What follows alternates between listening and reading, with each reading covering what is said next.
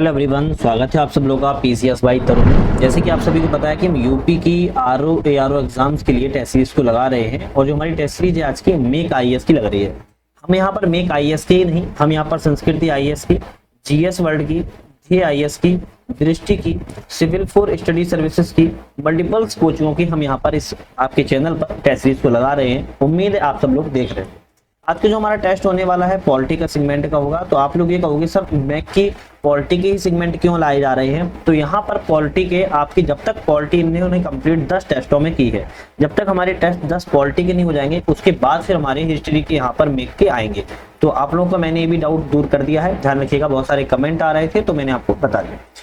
एक चीज और भी है, प्रत्येक शनिवार को, हर शनिवार को मॉर्निंग में 8 बजे हमारी करंट अफेयर्स का क्लास आती है, करंट अफेयर सेशन आता है, जो कि आपके लिए बहुत ज्यादा महत्वपूर्ण है क्योंकि 3000 प्लस क्वेश्चनों की सीरीज है जो कि आपको एग्जाम में हेल्पफुल रहने वाली है। तो जल्दी से चैनल को लाइक शेयर सब्सक्राइब करके बेल आइकन प्रेस कर लेना है, जिससे कि नई वीडियो आए तो आपको उसका नोटिफिकेशन वगैरह मिलता रहे। आज के हम पहले क्वेश्चन की तरफ पढ़ते हैं। अपना पहला क्वेश्चन क्या है उसको देख लेंगे। तो पहला क्वेश्चन की बात करें, निम्नलिखित में से कौन राष्ट्रपति का निर्वाचक मंडल में सम्मिलित होते हैं? तो इनमें से राष्ट्रपति के जो निर्वाचक मंडल होता है, इलेक्टोरल आपका कॉलेज ऑफ प्रेसिडेंट होता है, उसकी बात करें तो यहाँ पर राष्ट्रपति के निर्वाचक मंडल में शामिल होने वाले कौन कौन से हैं? तो बात करें राज्यसभा के निर्वाचित सदस्य होते हैं, बिल्कुल ठीक लिखा है। लोकसभा के निर्वाचित सदस्य होते हैं, आप कहोगे ये भी सही लिखा है। विधान परिषद के निर्वाचित सदस्य शामिल नहीं होते हैं। राज्यों की विधानसभाओं के निर्वाचित सदस्य होते हैं, तो आप कहोगे ये भी ठीक है। तो पहला, दूसरा और चौथा आपका यहाँ पर सही है। तो हमारा ऑप्शन ए रहेगा, 1, 2 और 4 यहाँ पर सही। राज्यों की विधान परिषदों के जो निर्वाचित सदस्य होते हैं वो आपके शामिल नहीं होते हैं, आपको ध्यान रखना है। नेक्स्ट क्वेश्चन की बात करते हैं।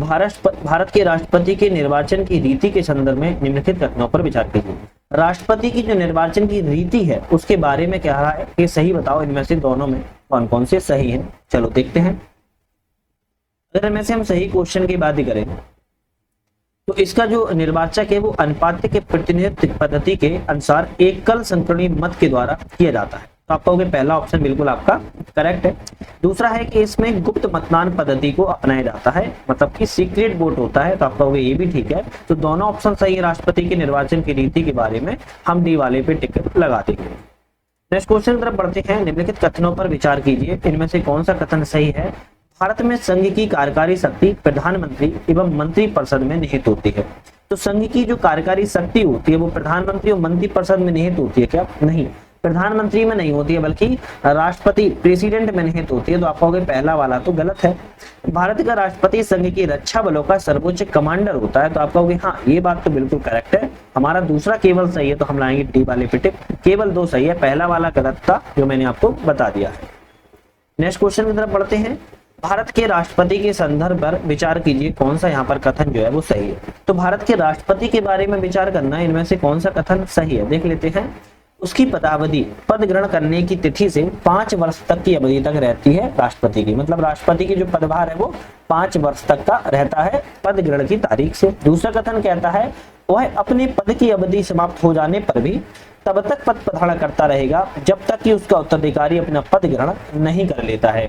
तो आप कहोगे दूसरा वाला भी सही है, जब तक राष्ट्रपति बना रहेगा। अगर ए नाम का व्यक्ति राष्ट्रपति है, वो उसकी पदावधि समाप्ति भी हो गई, लेकिन बी नाम का दूसरा व्यक्ति जब तक अपनी पद ग्रहण नहीं कर लेता है तब तक वह पहला वाला जो राष्ट्रपति है वो बना रहता है। आपके दोनों कथन सही है, तो हम एक और दोनों पे टिक लगाएंगे, डी वाला ऑप्शन हमारा सही हो जाएगा। चलिए नेक्स्ट क्वेश्चन है। निम्नलिखित में से कौन सी भारत की राष्ट्रपति निर्वाचित होने का पात्र होने के लिए जो अर्हता है वो रखी गई है, जो एलिजिबिलिटी है वो रखी गई है? जन्म से भारत का नागरिक होना नहीं, ये भारत में राष्ट्रपति के लिए जन्म से भारत का नागरिक होना ये इंपोर्टेंट नहीं है, भारत का नागरिक होना ये इंपोर्टेंट है। तो पहला वाला गलत है, लेकिन हाँ यूएसए में बात की जाए तो जन्म से नागरिक होना चाहिए। दूसरा कथन कहता है कि न्यूनतम 35 वर्ष की अवस्था पूरी कर ली हो। हाँ ये बात सही है कि कम से कम 35 वर्ष की अवस्था को पूरा कर लिया हो। लोकसभा का सदस्य जो है निर्वाचित होने के लिए अर्हत होना चाहिए, मतलब एलिजिबल होना चाहिए। तो आप कहोगे ये भी सही है कि लोकसभा का लिए एलिजिबल तो होना चाहिए। चौथा है कि भारत के किसी भी मान्यता प्राप्त संस्थान से स्नातक या समकक्ष डिग्री होना। अब डिग्री की बात थोड़ी ना की गई है राष्ट्रपति के लिए, तो आपका ऑप्शन जो यहाँ पर एलिजिबिलिटी है दूसरा और तीसरा है, जो कि यहाँ पर आपके ऑप्शन में नहीं है, तो ये ऑप्शन आपके गलत है, ध्यान रखिएगा। आपका दूसरा और तीसरा यहाँ पर सही है, तो इसलिए यहाँ पर जो क्वेश्चन है आपके ऑप्शन में वो आपके सही नहीं है, ठीक है। खैर, हम नेक्स्ट क्वेश्चन की तरफ बढ़ते हैं, लेकिन क्वेश्चन से बात करने से पहले आप लोगों के लिए एक सूचना है छोटी सी, उस सूचना को थोड़ा ध्यान से सुन लेना है।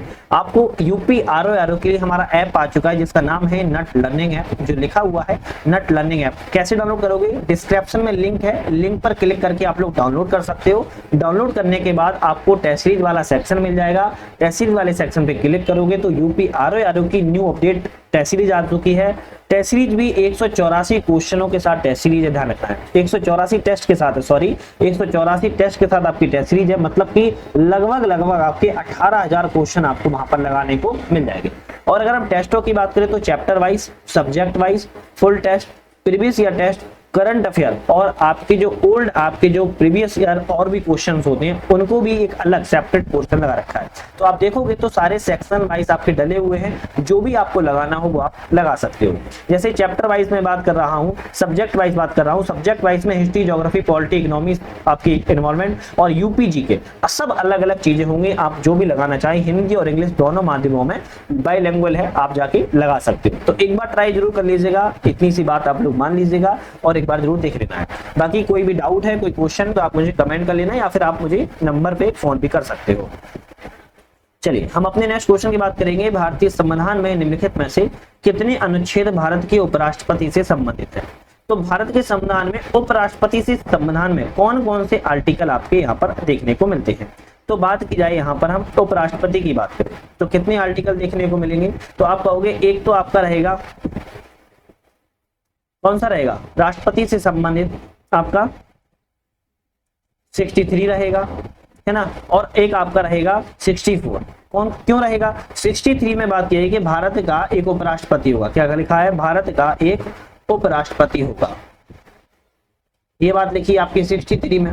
64 में क्या लिखा है? 64 में लिखा है उपराष्ट्रपति जो होगा, मैं शॉर्टकट में लिख देता हूं, उपराष्ट्रपति जो होगा वो राज्यसभा के पदेन सभापति होंगे, पदेन सभापति होंगे। तो ये बात लिखी आपकी 64 में। 61 क्यों नहीं होगा? तो यहाँ पर हम आपको ये भी क्लियर कर देते हैं, 61 में राष्ट्रपति पर महाभियोग चलाने, राष्ट्रपति संबंधित है, राष्ट्रपति पर महाभियोग चलाने संबंधित बात यहाँ पर की गई है। तो राष्ट्रपति संबंधित हो गया, ना कि उपराष्ट्रपति से है। और 62 में कहा गया कि राष्ट्रपति में जो कार्यकाल में रिक्ति होती है, राष्ट्रपति कार्यकाल में जो रिक्ति होती है, रिक्ति को भरने के लिए जो चुनाव कराने का समय बताया इसमें गया है, मतलब कि 61 और 62 आपके प्रेसिडेंट से संबंधित है और 63 और 64 की बात किया तो वाइस प्रेसिडेंट संबंधित है। तो दो ऑप्शन आपके वाइस प्रेसिडेंट संबंधित है, तो आप कहोगे यहाँ पर दो ऑप्शन आपके बिल्कुल उपराष्ट्रपति से सही है, जो कि 63 और 64 हो जाएंगे।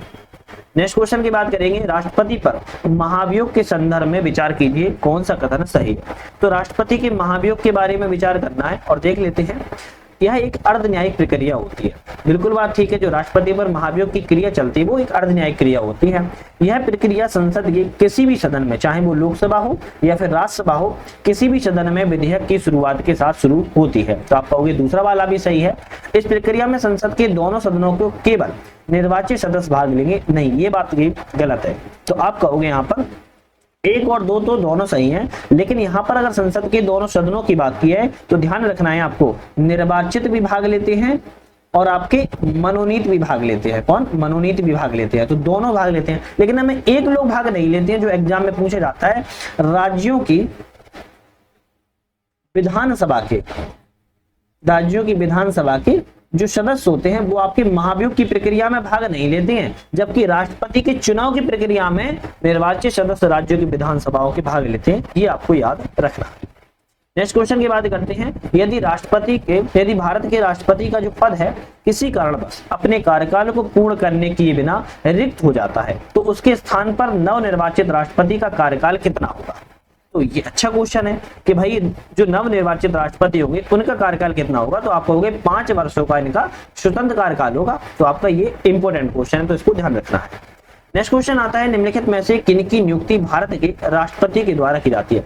भारत के प्रधानमंत्री, लोकसभा के अध्यक्ष, मुख्य चुनाव आयुक्त, भारत का न्यायवादी। तो इन चारों में से किसकी नियुक्ति भारत के राष्ट्रपति के द्वारा की जाती है? तो आप बोलोगे भारत के राष्ट्रपति के द्वारा आपकी भारत के प्रधानमंत्री की, और आपके मुख्य निर्वाचन आयुक्त की, और आपके भारत के महान्यायवादी की। तो 1, 3, 4 आपके सही है, तो हम सी वाले पे टिक लगाएंगे। लोकसभा अध्यक्ष की नियुक्ति ध्यान रखिएगा राष्ट्रपति नहीं करता है। कौन? राष्ट्रपति नहीं करता है, आपको ध्यान रखना है, ठीक है। चलिए नेक्स्ट क्वेश्चन पर बढ़ते हैं। निम्नलिखित में से किसकी नियुक्ति भारत के राष्ट्रपति के द्वारा की जाती है? तो ये भी क्वेश्चन इंपोर्टेंट है कि इसमें भी भारत के राष्ट्रपति जो है नियुक्ति किस किस की करते हैं, तो देख लेते हैं। हम बात करें उच्चतम न्यायालय के न्यायाधीश की, बिल्कुल ठीक है। उच्चतम न्यायालय सुप्रीम कोर्ट के जो न्यायाधीश होते हैं उनकी नियुक्ति राष्ट्रपति के द्वारा की जाती है। उच्च न्यायालय के न्यायाधीश की नियुक्ति भी राष्ट्रपति के द्वारा की जाती है, ये आपको ध्यान रखना है। लेकिन जिला न्यायालय के न्यायाधीश की बात की जाए तो राष्ट्रपति नियुक्ति नहीं करता है, ध्यान रखना है। जिला न्यायाधीश के न्यायाधीश की जो जिला न्यायालय के न्यायाधीश की जो नियुक्ति होती है वो आपका राष्ट्रपति नहीं करता है, ध्यान रखिएगा। कौन करता है? तो ऑप्शन में कभी राज्यपाल आ जाए तो आप कहोगे राज्यपाल के द्वारा की जाती है, ना कि राष्ट्रपति के द्वारा। तो उच्चतम न्यायालय, सुप्रीम कोर्ट और हाई कोर्ट के आपके न्यायाधीश की नियुक्ति राष्ट्रपति के द्वारा की जाती है। तो 1 और 2 सही है, तो हम बी वाले पे सही टिक लगाएं। नेक्स्ट क्वेश्चन आता है, निम्नलिखित कथनों पर विचार कीजिए, इनमें से कौन सा कथन आपका जो है वो सही है। चलिए बात करते हैं। राष्ट्रपति प्रत्येक वर्ष के पहले सत्र की शुरुआत में संसद के दोनों सदनों को एक साथ संबोधित करते हैं, मतलब कि ज्वाइंट रूप से संबोधित करते हैं, आप कहोगे पहला सही है। दूसरा कहता है कि वे संसद को इसके आवाहन के कारणों के बारे में सूचित नहीं करते। नहीं, ये बात तो गलत है, आवाहन के बारे में तो सूचित करते ही करते हैं। तो केवल पहला सही है, हम कहेंगे डी वाला ऑप्शन आपका यहाँ पर सही है। नेक्स्ट क्वेश्चन की तरफ बढ़ेंगे। एक तरफ भारतीय संविधान के प्रमुख आर्टिकल हैं और दूसरे तरफ उनसे संबंधित प्रावधान है। तो यहाँ पर आपके तो आर्टिकल हो गए और उनसे संबंधित प्रावधान की बात करिए तो हम रिलेवेंट यहाँ पर लिख देते हैं। चलिए, अनुच्छेद 112, अनुच्छेद 112 किसके बारे में बात करता है? तो अनुच्छेद 112 कहता है कि वार्षिक वित्तीय विवरण के बारे में। अनुच्छेद 281 की बात किया तो वित्त आयोग से सिफारिशों के बारे में बात करता है। अनुच्छेद 323 की बात किया तो संघ लोक सेवा आयोग की रिपोर्ट के बारे में बात करता है। अनुच्छेद 340 की बात करें तो पिछड़ा वर्ग आयोग की रिपोर्ट के बारे में बात करता है। ऑप्शन आपका रहेगा बी वाला सही, ए का तीसरा, बी का दूसरा, सी का पहला, डी का चौथा वाला ऑप्शन जो आपका होगा करेक्ट हो जाएगा। नेक्स्ट क्वेश्चन तक पढ़ेंगे हम। निम्नलिखित में से किन विषय से संबंधित विधान भारत के राष्ट्रपति की पूर्व स्वीकृति के बिना संसद में प्रस्तावित नहीं की जा सकते हैं? सीधी सी बात यह कह रहा है कि ऐसा कौन से विषय होते हैं जो भारत के राष्ट्रपति की पूर्व स्वीकृति के बिना संसद में प्रस्तावित नहीं किए जाएंगे। तो आप इनमें से कहोगे किसी राज्य की सीमा में परिवर्तन करना हो तो राष्ट्रपति की पूर्व स्वीकृति लेना अनिवार्य है, बिल्कुल बात ठीक है। अगर हम बात करें धन विधेयक भी राष्ट्रपति की अनुमति के साथ ही लाया जाता है, आपको ये भी सही है। राज्यों के विधेयक को व्यापार वाणिज्य की स्वतंत्रता को प्रभावित करते हो तो उनको भी आप राष्ट्रपति की अनुमति के बिना संसद में प्रस्तावित नहीं की जाएंगे, ये भी सही है। संविधान संशोधन विधेयक नहीं, इसके लिए कोई भी राष्ट्रपति की पूर्व स्वीकृति की आवश्यकता नहीं होती है, तो आप कहोगे पहला, दूसरा, तीसरा सही है। तो हम डी वाले पे टिक लगाएंगे कि क्योंकि 1, 2, 3 में आपकी ऐसी कोई भी बात नहीं है जो राष्ट्रपति के बिना स्वीकृति के बिना संसद में रखी जा सके। तो राष्ट्रपति की स्वीकृति पहले ली जाती है तब उसके बाद ही प्रस्तावित किया जा सकता है। नेक्स्ट क्वेश्चन बात करते हैं, निम्नलिखित में से किन वीटो का प्रयोग भारत का राष्ट्रपति कर सकता है? तो इनमें से विशेषीकृत वीटो, अत्यांतरिक वीटो, जेबी वीटो, निलंबनकारी वीटो में से कौन कौन से वीटो है जो राष्ट्रपति भारत के प्रयोग कर सकेगा?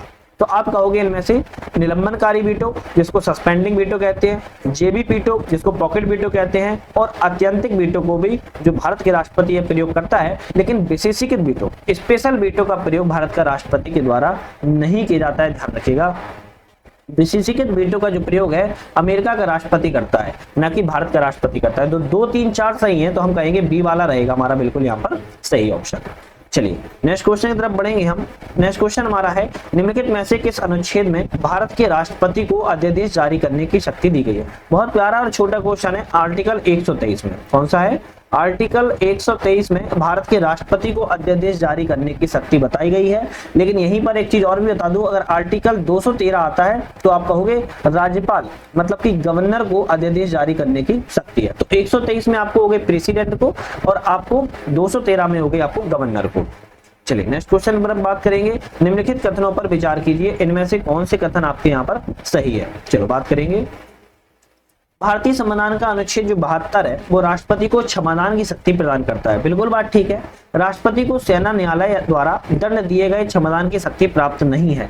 भाई अगर यहाँ पर राष्ट्रपति की जगह राज्यपाल लिखा होता तो बात तो सही हो जाती, लेकिन राष्ट्रपति लिखा है तो आप कहोगे गलत है। क्यों? राष्ट्रपति को किसी भी तरीके की क्षमादान शक्ति प्राप्त, चाहे वो सेना ने दी हो या फिर किसी कोर्ट ने दी हो, तो हम कहेंगे यहाँ पर केवल एक वाला ऑप्शन सही है, तो हम डी पे टिक लगा देंगे। नेक्स्ट क्वेश्चन आता है कि भारत के उपराष्ट्रपति के निर्वाचक मंडल में होते हैं। तो भारत के उपराष्ट्रपति के निर्वाचक मंडल में कौन कौन शामिल होते हैं, इसकी बात यहाँ पर की गई है। चलो बात कर लेते हैं। लोकसभा के सभी सदस्य उपराष्ट्रपति के निर्वाचक मंडल में शामिल होते हैं। बिल्कुल ठीक है। राज्यसभा के केवल निर्वाचित सदस्य नहीं, ये तो गलत हो जाएगा। राज्य विधानसभाओं के केवल निर्वाचित सदस्य, ये भी गलत हो जाएगा। तो आपका केवल एक वाला सही रहेगा, तो हम लाएंगे ए पर टिक, क्योंकि पहला ही ऑप्शन यहाँ पर सही है, ध्यान रखिए। ठीक है, चलिए नेक्स्ट क्वेश्चन है, भारत के उपराष्ट्रपति के संदर्भ में निम्नलिखित कथनों में से विचार कीजिए कौन सा यहाँ पर कथन जो है वो सही है। तो भाई उपराष्ट्रपति के बारे में विचार करना है, सही ऑप्शन कौन सा है देख लेते हैं। उसका जो कार्यकाल है वो 5 वर्ष का होता है, चाहे वो राष्ट्रपति का हो चाहे उपराष्ट्रपति का हो, दोनों कार्यकाल 5 वर्ष का होता है, फिक्स है। वह राष्ट्रपति को संबोधित अपने हस्ताक्षर के साथ लेख द्वारा अपना पद का त्याग कर सकता है। आप कहोगे बिल्कुल बात ये भी ठीक है। राष्ट्रपति के प्रसाद पर्यंत अपना पद धारण करता है, नहीं। राष्ट्रपति के प्रसाद पर्यंत राज्यपाल तो पद धारण करता है, लेकिन उपराष्ट्रपति नहीं करता। उपराष्ट्रपति का निर्वाचक मंडल के माध्यम से चुनाव होता है। तो आप कहोगे पहला और दूसरा सही है, तो हम ए पे टिक लगा देंगे। नेक्स्ट क्वेश्चन की तरफ बढ़ते हैं। भारत के राष्ट्रपति की आपातकालीन शक्तियों के संदर्भ में विचार कीजिए कौन सा कथन सही है। तो भारत के राष्ट्रपति की आपातकालीन शक्तियों के बारे में विचार करना है। संविधान में बड़े तीनों प्रकारों के जो आपातकाल की उद्घोषणा करता है, चाहे वो राष्ट्रीय आपातकाल हो, ध्यान रखिएगा, राष्ट्रीय आपातकाल हो, राष्ट्रपति शासन हो, या फिर वित्तीय आपातकाल, तीनों ही आपको राष्ट्रपति को शक्तियां प्राप्त हैं कि वो उद्घोषणा कर सकता है। तो पहला तो सही हो गया। इस संदर्भ में वह स्वविवेक से कार्य करता है, नहीं, स्वविवेक से कार्य नहीं करता है, बल्कि उसको मंत्रिपरिषद से परमिशन लेनी होती है। तो आप कहोगे दूसरा वाला तो गलत हो जाएगा। तो यहाँ पर केवल हमारा एक सही है, तो हम कहेंगे केवल एक ऑप्शन यहाँ पर सही है, ध्यान रखिए। भारत के राष्ट्रपति पद के नामांकन में प्रस्तावकों और अनुमोदनों की संख्या कितनी होनी चाहिए? जो प्रस्तावक प्रपोजर्स होते हैं और जो सेकंडर्स होते हैं उनकी न्यूनतम प्रस्तावक और अनुमोदक की संख्या यहाँ पर कितनी हो चाहिए भारत के राष्ट्रपति की नामांकन के लिए? तो यहाँ पर आप नामांकन की बात की जाए तो भारत के नामांकन के लिए राष्ट्रपति की जो संख्या है आप बोलोगे 50-50 होनी चाहिए। 50 प्रस्तावक होने चाहिए, 50 अनुमोदक होने चाहिए, तभी राष्ट्रपति के नाम से कोई नामांकन जो है वो कर सकता है। चलिए नेक्स्ट क्वेश्चन की बात करेंगे। भारत के राष्ट्रपति के संदर्भ में विचार कीजिए कौन सा कथन यहाँ पर सही है। तो भारत के राष्ट्रपति के बारे में विचार करें, सर्वोच्च न्यायालय के मुख्य न्यायाधीश और अन्य न्यायाधीशों की नियुक्ति करता है। बिल्कुल बात ठीक लिखा है। वह सर्वोच्च न्यायालय से सलाह ले सकता है एवं दी गई सलाह उसके लिए बाध्यकारी नहीं। 143 के तहत आर्टिकल है, सलाह तो ले सकता है लेकिन बाध्यकारी नहीं होती है, तो इसलिए दूसरा वाला तो गलत हो जाएगा। केवल आपका ऑप्शन ए वाला यहाँ पर सही है। नेक्स्ट क्वेश्चन की तरफ बढ़ेंगे हम। निम्नलिखित में से कौन से भारत के राष्ट्रपति कभी भी उपराष्ट्रपति नहीं रहे? तो इनमें से कुछ नाम हैं, जैसे डॉक्टर राजेंद्र प्रसाद, डॉक्टर जाकिर हुसैन, ज्ञानी जेल सिंह, श्रीमती प्रतिभा पाटिल। इन चारों में से ऐसे कौन है जो राष्ट्रपति तो रहे हैं लेकिन उपराष्ट्रपति कभी भी नहीं रहे? तो आपका ऑप्शन बोलोगे डॉक्टर राजेंद्र प्रसाद, ज्ञानी जेल सिंह और श्रीमती प्रतिभा पाटिल। ये राष्ट्रपति रहे लेकिन उपराष्ट्रपति नहीं रहे। लेकिन डॉक्टर जाकिर हुसैन की बात की जाए तो राष्ट्रपति भी रहे हैं, उपराष्ट्रपति भी रहे हैं। तो आप कहोगे 1, 3, 4 सही है। हमारा डी वाला ऑप्शन जो हो जाएगा यहाँ पर करेक्ट हो जाएगा, क्योंकि डॉक्टर जाकिर हुसैन राष्ट्रपति उपराष्ट्रपति दोनों पद पर रहे। डॉक्टर राजेंद्र प्रसाद, ज्ञानी जेल सिंह, श्रीमती प्रतिभा पाटिल राष्ट्रपति रही लेकिन उपराष्ट्रपति नहीं रही है। नेक्स्ट क्वेश्चन आता है कि भारत के निम्नलिखित उपराष्ट्रपतियों को उनके कालक्रम में व्यवस्थित कीजिए। तो इनमें से कुछ उपराष्ट्रपति हैं और इनको एक कालक्रम में व्यवस्थित करना है। कैसे करेंगे, इनका कार्यकाल कौन सा है उसकी बात यहाँ पर डिटेल से करनी पड़ेगी, तो थोड़ा सा स्किप नहीं करना है, ध्यान से सुनना है। के.आर. नारायण की बात की जाए तो के.आर. नारायण का जो कार्यकाल है आपका 21 अगस्त से लेकर 1992 24 जुलाई 1947 तक इनका कार्यकाल रहा है के.आर. नारायण का। गोपाल स्वरूप पाठक की बात की जाए तो गोपाल स्वरूप पाठक का जो कार्यकाल है 31 अगस्त से लेकर 1969 30 अगस्त 1974 तक रहा है। भैरव सिंह शेखावत की बात की जाए तो भैरव सिंह शेखावत का 19 अगस्त 2002 से लेकर 21 जुलाई 2007 तक रहा है। और मोहम्मद हिदायतुल्लाह की बात की जाए तो 31 अगस्त 1979 से लेकर 30 अगस्त 1984 तक रहा है। तो ऑप्शन में जो आपका सही होगा वो आपका तीसरा वाला सही होगा। 3, 4, 1 और 2 आपका इस तरीके से यहाँ पर सही है, ध्यान रखिएगा। चलिए नेक्स्ट क्वेश्चन की बात करेंगे। निम्नलिखित कथनों पर विचार कीजिए, इनमें से कौन सा कथन सही है। चलिए बात करते हैं, विचार करना है और कैसे विचार करेंगे। फखरुद्दीन अली अहमद आपातकाल के दौरान भारत के राष्ट्रपति रहे हैं। तो आप कहोगे पहला वाला ऑप्शन बिल्कुल सही है। बराहगिरी बैकंठगिरी को भारत के राष्ट्रपति के रूप में निर्विरोध चुना गया है। आप कहोगे भाई दूसरा वाला ऑप्शन यहाँ पर गलत है, निर्विरोध इनको नहीं चुना गया था। तो आप कहोगे केवल आपका एक सही है, तो हम डी वाली पे टिक यहाँ पर लगा देंगे। नेक्स्ट क्वेश्चन की तरफ बढ़ेंगे हम। भारत के राष्ट्रपति ज्ञानी जेल सिंह के संदर्भ पर विचार कीजिए, कौन सा कथन सही है। राष्ट्रपति ज्ञानी जेल सिंह के बारे में बात करना है, यहाँ पर कौन सा कथन सही है। तो भारत के राष्ट्रपति बनने से पहले वह पंजाब के मुख्यमंत्री भी रहे हैं। तो यह प्रेसिडेंट हो गए और सीएम भी हो गए, दोनों हो गए, बिल्कुल ठीक है। भारतीय डाकघर जो बिल है, इन्होंने पॉकेट वीटो का प्रयोग इन्होंने पहली बार किया था। तो आपको ये भी ऑप्शन सही है और ये इंपोर्टेंट भी है। तो आपके दोनों ऑप्शन सही है, तो हम ए वाले पे टिक लगाएंगे। दोनों ही ऑप्शन आपके यहाँ पर सही करेक्ट है। नीचे दिए गए कथन और कारण है, इनके बारे में बात करना है, कौन सा यहाँ पर सही है देख लेते हैं। भारत के प्रधानमंत्री की योग्यता के संबंध में भारतीय संविधान कोई स्पष्ट प्रावधान नहीं किया गया है, बिल्कुल बात ठीक है। कारण बताया जा रहा है कि प्रधानमंत्री के लिए लोकसभा की सदस्यता अनिवार्य है। नहीं, ऐसा नहीं है सिर्फ लोकसभा की सदस्यता अनिवार्य है, चाहे तो राज्यसभा की सदस्यता भी होनी चाहिए, इसमें कोई दिक्कत नहीं है। तो इसलिए आर तो गलत हो जाएगा, हमारा ए सही है, अंतु आर आपका ऑप्शन जो है वो गलत है। नेक्स्ट क्वेश्चन की तरफ पढ़ेंगे। निम्नलिखित कथनों पर विचार कीजिए, कौन सा कथन यहाँ पर सही है। यदि कोई व्यक्ति जो कि संसद का सदस्य नहीं है भारत के प्रधानमंत्री के पद पर नियुक्त नहीं किया जा सकता है। भाई सीधी सी बात कहें तो गलत है। क्यों?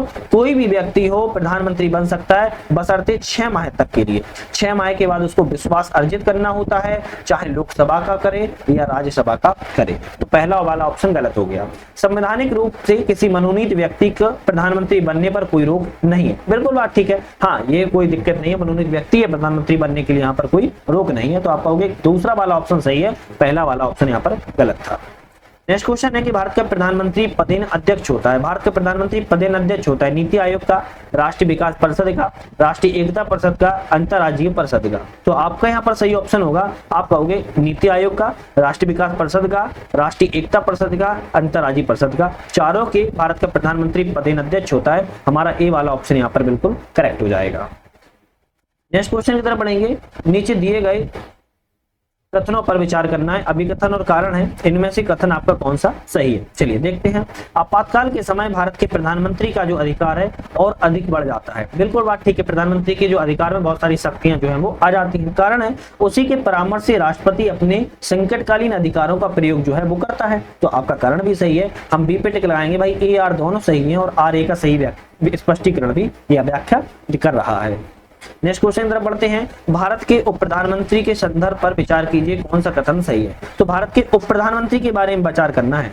यह एक संवैधानिक पद है, नहीं यह एक संवैधानिक पद नहीं होता है, एक व्यवस्था थी, उस व्यवस्था के तहत उप प्रधानमंत्री का पद को बनाया गया था। तो यहाँ पर कोई संवैधानिक पद नहीं है, आपको यह ध्यान रखना है। समय समय पर इस पद की व्यवस्था की गई एक तरीके से। तो पहला वाला गलत है।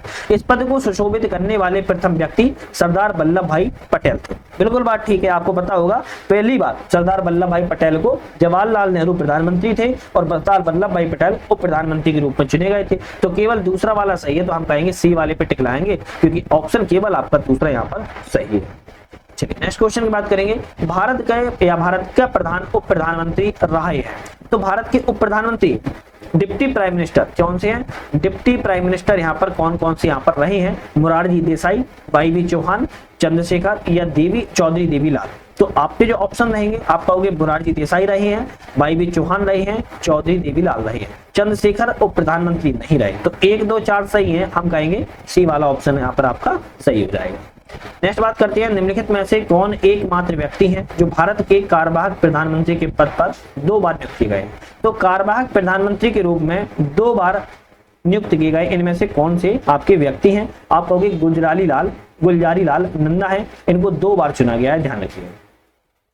निम्नलिखित कथनों पर विचार कीजिए, इनमें से कौन सा कथन सही है उसके बारे में बताइए। कर लेते हैं विचार। प्रधानमंत्री और मंत्री राष्ट्रपति के प्रसाद पर्यंत अपने पद धारण करते हैं, बिल्कुल बात ठीक है। केंद्रीय मंत्रिपरिषद संसद के प्रति सामूहिक रूप से उत्तरदायी होती है। सामूहिक रूप से उत्तरदायी भैया बात कर रहा है कि संसद के प्रति होती है। संसद के प्रति होती है क्या? गलत है। किसके प्रति होती है? किसी को पता है क्या? बता सकता है? किसी को पता है क्या? संसद के प्रति सामूहिक रूप से होती है क्या? नहीं, लोकसभा के प्रति होगी। किसके? लोकसभा के। ध्यान रखना है, सामूहिक रूप से बात करें तो लोकसभा के प्रति होगी, और वहीं अगर व्यक्तिगत रूप से बात करें तो राष्ट्रपति के प्रति होगी। तो आपको इन दोनों चीजों को थोड़ा सा ध्यान रखना है। तो आपका केवल ऑप्शन पहला वाला सही है, तो हम बी वाले पे टिक लगा देंगे। नेक्स्ट क्वेश्चन की बात करेंगे, निम्नलिखित में से कौन राज्यसभा सदस्य रहते हुए भारत के प्रधानमंत्री बने रहे? तो राज्यसभा के सदस्य रहे लेकिन भारत के प्रधानमंत्री भी रहे, इनमें से कौन कौन सी बात करें तो आपके इंदिरा गांधी, एच.डी. देवगौड़ा, इंद्र कुमार गुजराल और आपके डॉक्टर मनमोहन सिंह। तो चारों ही आपके राज्यसभा के सदस्य भी रहे और प्रधानमंत्री भी रहे। तो आप कहोगे यहाँ पर सी वाला रहेगा। 1 2 3 4 आपके ऑप्शन यहाँ पर सही है। क्रॉस चेक करना हुआ करे आप लोगों को मेरे कोई भी क्वेश्चन का, तो आप कमेंट कर लिया करो या फिर आप लोग नेट पे जाके गूगल सर्च कर लिया करो, आपको बखूबी पता चल जाएगा। बहुत सारे बार आप लोग बोलते हो सर 146 का आपका आंसर सी सही था, 150 का आंसर आपका बी सही था, उसके बाद मैं ही सही बताता हूं और आपको फिर कमेंट भी कर देता हूं। तो थोड़ा सा सोच समझ के कमेंट किया करो, इससे क्या होता है कि और भी लोगों को नेगेटिव इम्पैक्ट पड़ता है। तो कहीं ना कहीं ये तो आप करेक्ट बोलो कि हाँ सर आपका ये वाला सही है, ये वाला गलत है, और अगर नहीं पता है तो पहले एक बार गूगल कर लिया करो, उसके बाद बताया करो। चलो खैर कोई बात नहीं, आपका राइट है, आप कमेंट कर सकते हो, उसमें कोई आपत्ति मुझे नहीं है। खैर क्वेश्चन की बात करेंगे, भारत के प्रधानमंत्री के संदर्भ में निम्नलिखित कथनों पर विचार कीजिए, इनमें से कौन सा कथन सही है? तो भारत के प्रधानमंत्री के बारे में विचार करना है, इनमें से कौन सा कथन आपका सही है? विचार कर लेते हैं। तो यहाँ पर आपके ऑप्शन कौन कौन से सही है इसके बारे में बात कर रहा है ना। चलो बात करेंगे हम।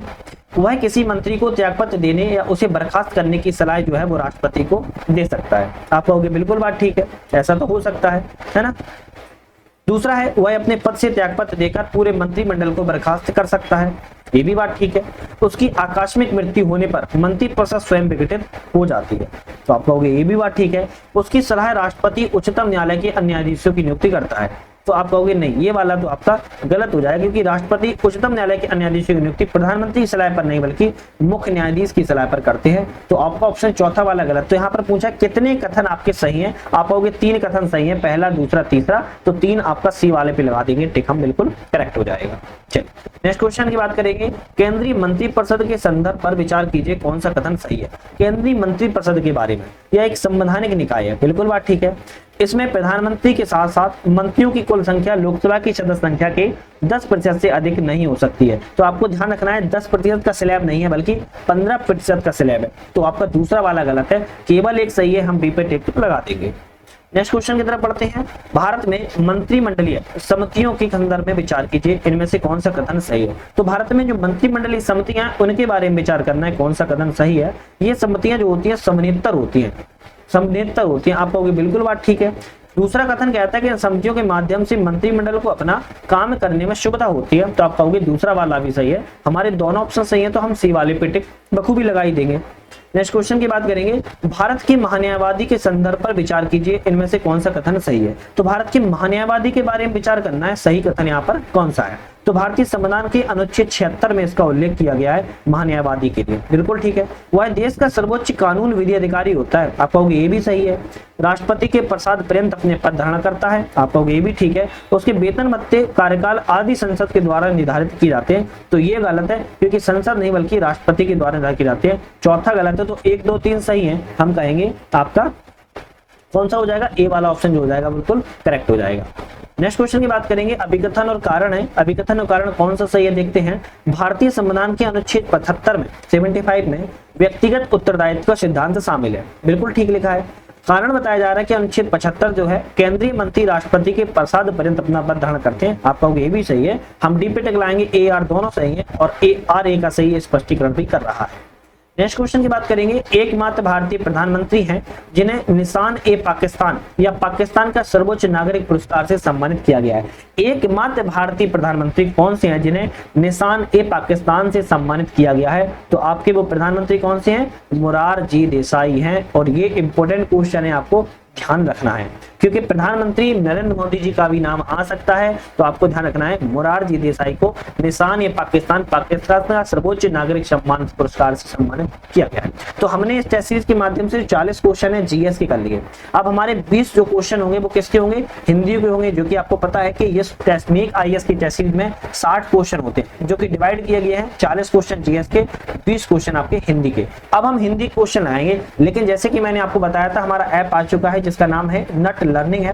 इस ऐप को डाउनलोड करने के लिए आप लोग डिस्क्रिप्शन में लिंक है, लिंक पर क्लिक करके डाउनलोड कर सकते हो, या फिर प्ले स्टोर पर सर्च कर सकते हो, और यहाँ पर आप लोग मल्टीपल एग्जाम्स की टेस्ट सीरीज ऑनलाइन माध्यम से दे सकते हो। हालांकि मैं तो इस टेस्ट सीरीज को लगवा ही रहा हूँ चैनल पर, लेकिन अगर आपको ऑनलाइन खुद से भी देना हो तो हमने यहाँ पर टेस्ट है 184 टेस्टों को बनाया हुआ है, आप जाके एक बार जरूर देख लीजिएगा और ज्वाइन कर लीजिएगा।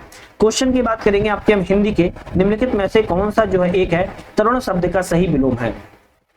तरुण का, अब यह मेरा ही नाम पे भाई विलोम रख दिया है, तो तरुण का विलोम क्या हो जाएगा, तो अब तरुण का विलोम की बात करोगे वृद्ध बालक हो जाएगा, क्या हो जाएगा, वृद्ध हो जाएगा, ध्यान रखिएगा। तो ए ऑप्शन आपका सही हो जाएगा, तरुण का विलोम वृद्ध हो जाएगा।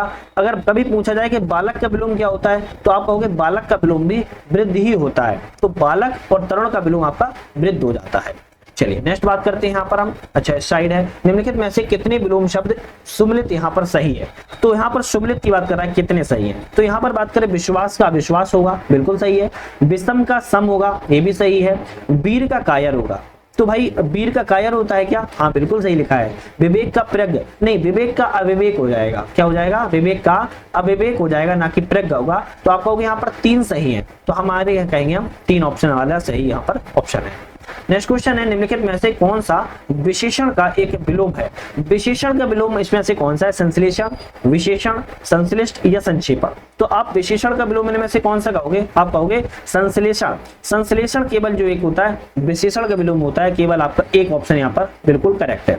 अगर हम बात करें संश्लिष्ट का विलोम क्या होगा, तो आप कहोगे विश्लिष्ट होगा, क्या होगा, विश्लिष्ट होगा। अगर हम बात करें संक्षेपण का क्या होगा, तो विक्षेपण होगा, कौन सा होगा, विक्षेपण होगा। तो ध्यान रखना है आपको। निम्नलिखित में से कितने विलोम शब्द यहाँ पर सुमिलित हैं, तो सुमिलित कौन कौन से इसकी बात करें, तो पराजय का विजय होता है, आप कहोगे बिल्कुल ठीक लिखा है।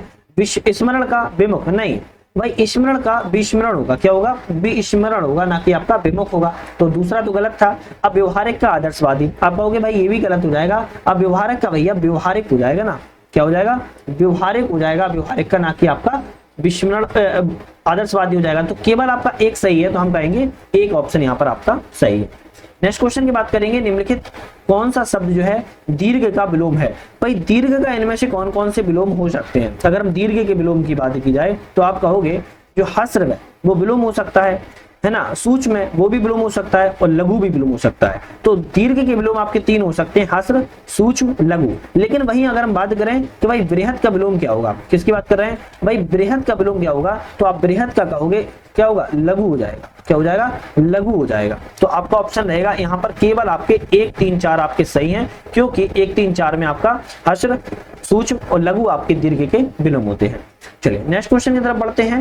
निम्नलिखित में से एक विलोम शब्द यहाँ पर सुमिलित नहीं है। अब इनमें से कौन सा एक आपका ऑप्शन जो है वो गलत है, उसकी बात करें। जैसे वीरान का आबाद होता है, तो सही लिखा है। विस्तृत का संक्षिप्त होगा, ये भी सही लिखा है। वेतनिक का, भाई वेतनिक का सवेतनिक नहीं होगा, देवेतनिक का अवेतनिक हो जाएगा, क्या हो जाएगा, अवेतनिक। तो आपका सी वाला ऑप्शन जो था गलत था।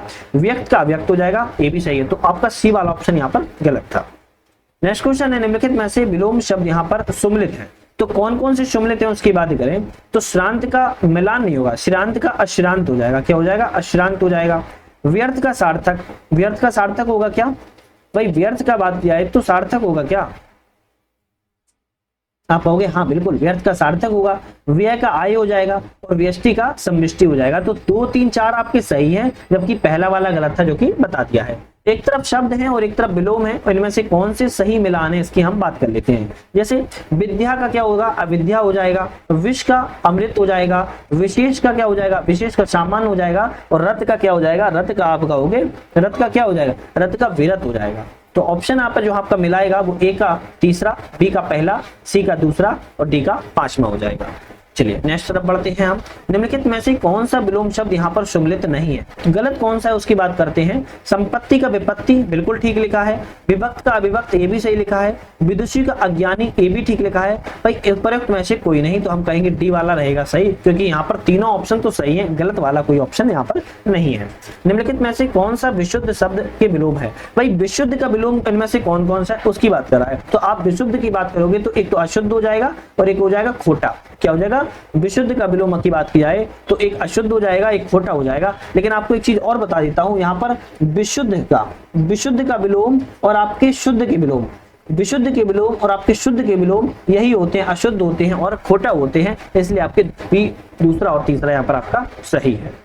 नेक्स्ट क्वेश्चन है, निम्नलिखित में से कौन सा एक विलोम शब्द सम्मिलित नहीं है? गलत इनमें से कौन सा है उसकी बात करें। वादी का प्रतिवादी सही लिखा है। सौमनस्य का वैमनस्य ये भी सही लिखा है। अनुरागी का रागी नहीं, अनुरागी का विरागी हो जाएगा। क्या हो जाएगा? विरागी हो जाएगा, ना कि अनुरागी हो जाएगा। तो आपका सी वाला गलत है। शक्तिशाली का शक्तिहीन ये भी सही लिखा है। चलिए नेक्स्ट बात करते हैं, निम्नलिखित में से कौन सा शब्द जो है अनवरोध का सटीक विलोम है? अनवरोध का सटीक विलोम कौन सा है इनमें से? तो आपका अनवरोध का कौन सा कहोगे? आप कहोगे अवरोध हो जाएगा। क्या हो जाएगा? अवरोध हो जाएगा, ध्यान रखिएगा। चलिए नेक्स्ट बात करेंगे। लेकिन चैनल को आप लोगों ने यार सब्सक्राइब लाइक शेयर कुछ भी नहीं किया है। इतना मोटिवेशन आपको 10 सेकंड लगता है, इतना तो आप लोग दे ही सकते हो मोटिवेशन। साथ में आप लोग शेयर अपने फ्रेंड सर्कल में कर दिया करो, थोड़ा सा उनको भी हेल्पफुल मिलेगा, मुझे मोटिवेशन मिलेगा और बेस्ट से बेस्ट वीडियो बनाने की और कोशिश करूंगा। निम्नलिखित में से ऐसा कौन सा विलोम शब्द है जो कि सम्मिलित यहाँ पर नहीं है? सम्मिलित नहीं है। जैसे बात करें शिष्य का गुरु होता है, ये भी ठीक है। अमित्र का शत्रु नहीं, अमित्र का मित्र हो जाएगा ना, अमित्र का शत्रु नहीं होगा, अमित्र का मित्र हो जाएगा, जो कि गलत था, सही हो जाएगा। ठोस का तरल सही लिखा है और शिव का अशिव हो जाएगा, ये भी सही है। नेक्स्ट आता है कि इनमें से एक विलोम शब्द है जो कि सही नहीं है। कौन सा सही नहीं है? श्री गणेश का इतश्री हो जाएगा, ये तो सही लिखा है।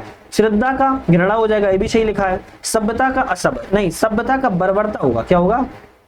सभ्यता का बर्बरता हो जाएगा, ना कि आपका असभ्य होगा। और संतुष्ट का असंतुष्ट हो जाएगा, ये ठीक है। नेक्स्ट बात करते हैं, विफल का विलोम कौन सा होगा? भाई विफल का विलोम कौन सा होगा? अगर कोई पूछे तो आप कहोगे विफल का विलोम आपका सफल हो जाएगा। क्या हो जाएगा? सफल हो जाएगा, ध्यान रखना है, ठीक है। असत का क्या हो जाएगा? सत हो जाएगा। असफल का आप कहोगे सफल हो जाएगा। क्या हो जाएगा? असफल का सफल हो जाएगा। और अगर पूछा जाए अचेत का तो आप कहोगे सचेत हो जाएगा। क्या हो जाएगा? सचेत हो जाएगा। लेकिन विफल का सफल हो जाएगा। नेक्स्ट आता है, निम्नलिखित में से कौन सा विलोम शब्द है जो कि यहाँ पर सही नहीं है?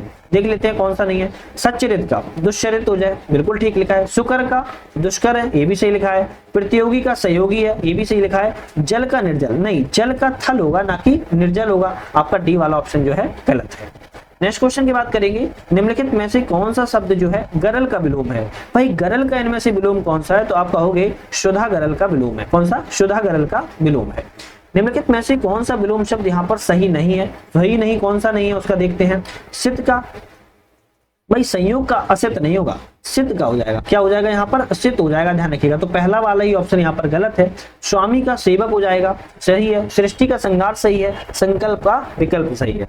नेक्स्ट बात करते हैं, कितने विलोम शब्द यहाँ पर सम्मिलित है? तो यहाँ पर विलोम शब्द कितने सम्मिलित है? समास का संधि नहीं, गलत लिखा है। क्या हो जाएगा? विग्रह हो जाएगा, विग्रह का संधि। तो पहला वाला तो गलत हो गया। सुस्त का चुस्त बिल्कुल सही है। परधर्म का विधर्म, तो भाई आपको पता होना चाहिए परधर्म का विधर्म होगा क्या? नहीं, तो फिर क्या होगा? आप कहोगे स्वधर्म होगा। क्या होगा? स्वधर्म होगा। तो तीसरा वाला भी गलत है। और कायर का सायसी हो जाएगा, आप कहोगे ये सही है। तो दूसरा और चौथा आपका सही है। तो आप कहोगे दो केवल यहाँ पर सही सम्मिलित है। अंतिम क्वेश्चन की बात करते हैं, बाधित का सही विलोम क्या है? बाधित का सही विलोम की बात करें तो अबाध हो जाएगा। क्या हो जाएगा? बाधित का विलोम शब्द अबाध हो जाएगा। लेकिन सबाध की विलोम की बात करें तो निर्बाध होता है। क्या होता है? निर्बाध होता है। वही बंधन की बात करें तो क्या हो जाएगा? बंधन की बात करें तो मोक्ष हो जाएगा, ध्यान रखिएगा। बंधन की मोक्ष हो जाएगा, बाधित का अबाधित हो जाएगा, ध्यान रखना है। तो यहाँ पर हमने अपने 60 क्वेश्चनों की बात की जो आपके एग्जाम्स के पॉइंट ऑफ व्यू से वेरी इंपॉर्टेंट है। साथ में आप लोगों ने चैनल को सारी लाइक शेयर सब्सक्राइब करके बेल आइकन प्रेस कर लिया होगा। और आप लोगों ने हमारी जो टेस्ट सीरीज है आप लोगों ने ज्वाइन कर ली होगी, नहीं की है तो बता देना कोई क्या दिक्कत आ रही है, या फिर डिस्क्रिप्शन में लिंक मिल जाएगी आपको, एक बार जरूर आप लोग लॉगिन करके विजिट कर लेना है। तो आज वीडियो को बने रहने के लिए आप सभी का बहुत बहुत धन्यवाद।